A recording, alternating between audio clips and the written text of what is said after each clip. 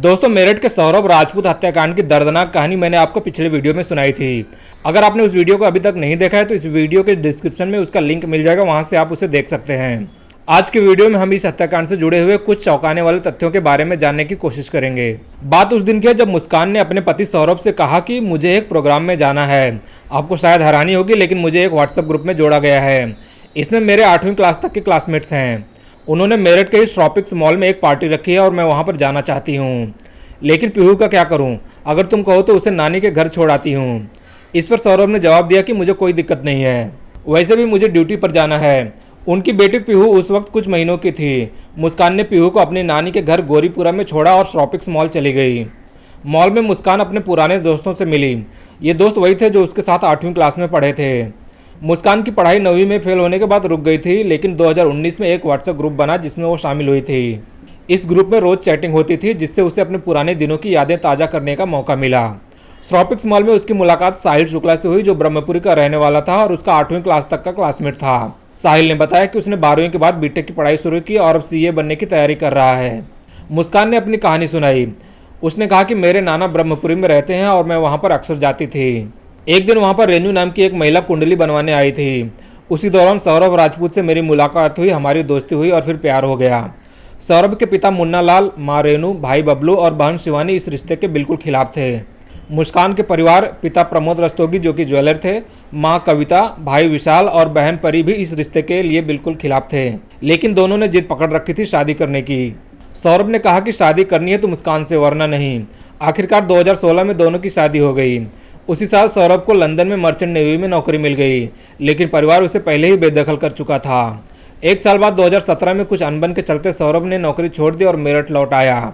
वह मुस्कान के साथ मास्टर कॉलोनी में अकेले रहने लगा और दिल्ली में ही एक प्लाईवुड की दुकान में काम करने लगा। 2019 में उनकी बेटी पीहू पैदा हुई। इधर मुस्कान का मन अक्सर बेटी के साथ बीतता था, लेकिन सौरभ दिन भर दुकान पर रहता था।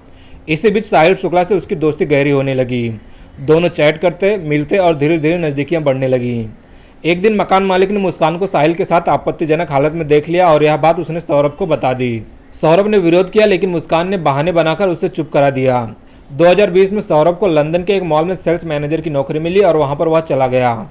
इस दौरान मुस्कान घर पे अकेले रहती थी और पीहू ज़्यादातर नानी के घर पे रहती थी। इसी बीच साहिल का उसके घर आना जाना बढ़ गया। 2023 में सौरभ ने मुस्कान के फ़ोन में साहिल के साथ चैट्स देखे और झगड़ा हुआ। इस पर मुस्कान ने तलाक मांगा, लेकिन सौरभ ने तलाक देने से मना कर दिया। फिर आया 22 फरवरी 2025 का दिन। मुस्कान दिल्ली रोड के एक डॉक्टर के पास गई और कहा कि मुझे डिप्रेशन है, नींद नहीं आती, कोई दवा दें। तो डॉक्टर ने नींद की गोलियां लिख दी। उसी दिन उसने online 10 kilo bleach powder order किया। उसका प्लान कुछ और था। फिर 25 फरवरी को सौरभ के लिए उसने योजना बनाई। उसने 2 चाकू 800 रुपये में मेरठ की एक दुकान से खरीदे। दुकानदार ने पूछा कि इतने बड़े चाकू का क्या करोगी? तो मुस्कान ने जवाब दिया कि मुर्गा काटना है। 24 फरवरी 2025 को सौरभ लंदन से लौटा, क्योंकि 25 तारीख को मुस्कान का जन्मदिन था। मुस्कान पहले से साहिल के साथ स्नैपचैट पे बात कर रही थी। उसने साहिल की माँ, भाई और बहन के नाम से फर्जी आईडी बनाई थी, जबकि साहिल की माँ 18 साल पहले ही मर चुकी थी। इन चैट्स में वह साहिल को उकसाती थी कि सौरभ को रास्ते से हटा दे। 25 फरवरी को सौरभ का स्वागत हुआ और उसका जन्मदिन मनाया गया। इसके बाद रात के खाने में मुस्कान ने नशीली गोलियां मिलाने की कोशिश की, लेकिन सौरभ ने कहा कि मेरा मन नहीं है और मैंने बाहर खा लिया है। इस प्रकार उसकी योजना उस दिन नाकाम रही। इसी तरह 26 और 27 फरवरी भी गुजर गए। 28 फरवरी को पीहू का जन्मदिन था, जो अब 5 साल की हो चुकी थी। परिवार खुश था, लेकिन मुस्कान और साहिल का इरादा नहीं बदला। 3 मार्च 2025 को सौरभ अपनी मां रेनू से मिलने गया। रेनू ने उसके लिए कोफ्ते बनाए थे और सौरभ ने उन्हें घर ले आया और मुस्कान से कहा, इन्हें गर्म कर दो, साथ खाएंगे। मुस्कान ने मौका देखकर कोफ्ते में नशीली दवाई मिला दी। सौरभ ने खा लिया, लेकिन रात के 12 बजे तक उसे नींद नहीं आई। आखिरकार जब वह सो गया तो मुस्कान ने साहिल को फ़ोन किया। रात 1 बजे साहिल मास्टर कॉलोनी पहुंचा, जब सौरभ गहरी नींद में सो रहा था। मुस्कान उसके सीने पर बैठ गई और पहला चाकू मारा। साहिल ने उसके पैर पकड़े। फिर दोनों ने बारी बारी सौरभ पर कई वार किए। सौरभ की चीखें नशे में दब गई थी। हत्या के बाद साहिल ने उसे बाथरूम में घसीटा और वहां उसकी गर्दन और हाथ अलग कर दिए गए। इस दौरान सौरभ का खून बहता रहा और बाकी शरीर को वहीं दोनों ने छोड़ दिया। रात 3 बजे तक सौरभ का सिर और हाथ पॉलीथीन में डाले गए और साहिल इसे अपने घर ले गया और बेड के नीचे छिपा दिया। रात 3 बजे तक सौरभ का सिर और हाथ पॉलीथीन में डाल दिए गए। साहिल इसे अपने घर पर ले गया और बेड के नीचे छिपा दिया।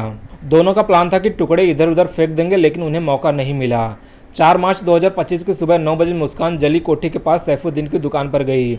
वहाँ पर फरमान नाम के लड़के से उसने 1100 रुपये में एक बड़ा ड्रम खरीदा।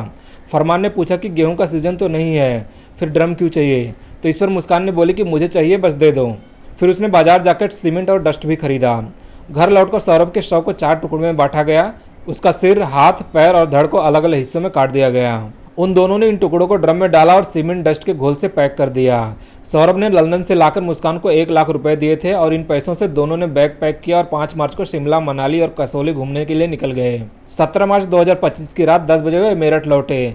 मुस्कान ने अपनी मां कविता से वीडियो कॉल पर कहा कि मां, कुछ बहुत बुरा हो गया है, सौरभ के परिवार ने उसे मार दिया।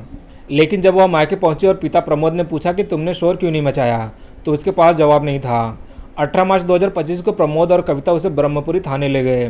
पुलिस ने जब सख्ती से मुस्कान से पूछताछ की तो उसने कबूल किया कि मैंने और साहिल ने सौरभ को मारकर ड्रम में पैक कर दिया है। पुलिस ने आखिरकार ड्रम को बरामद कर लिया। ड्रम को पहले 4 मजदूरों से उठवाने की कोशिश की गई, लेकिन वे चारों मजदूर उसे उठा नहीं पाए। आखिरकार जब ड्रम को तोड़ा गया तो सौरभ की लाश के टुकड़े ड्रम में से बरामद हुए। यह मामला 20 मार्च 2025 तक सोशल मीडिया पर वायरल हो गया। सौरभ की मां रेनू, पिता मुन्नालाल, भाई बबलू और बहन शिवानी ने मुस्कान के लिए फांसी की मांग की है। मुस्कान के माता पिता ने कहा कि हमें अपनी बेटी से कोई प्यार नहीं है। लोग हैरान थे कि बचपन का प्यार ऐसा अंत कैसे ला सकता है। पुलिस जांच में तंत्र मंत्र और अंधविश्वास की बातें भी उठी हैं। पीहू अब नानी कविता और दादी रेनू के पास ही रहेगी। दोनों परिवारों को मुस्कान के अफेयर का पता था, लेकिन किसी ने रिश्ता तोड़ने की कोशिश नहीं की। लोग कहते हैं कि अगर ऐसा होता तो शायद सौरभ की जान बच जाती। पुलिस हर एंगल से इस मामले की जांच कर रही है। दोस्तों, इस पूरे घटना पर आपकी क्या राय है हमें कमेंट में जरूर बताना, और अगर यह वीडियो अच्छा लगे तो इसे लाइक करके चैनल को सब्सक्राइब जरूर कर लेना।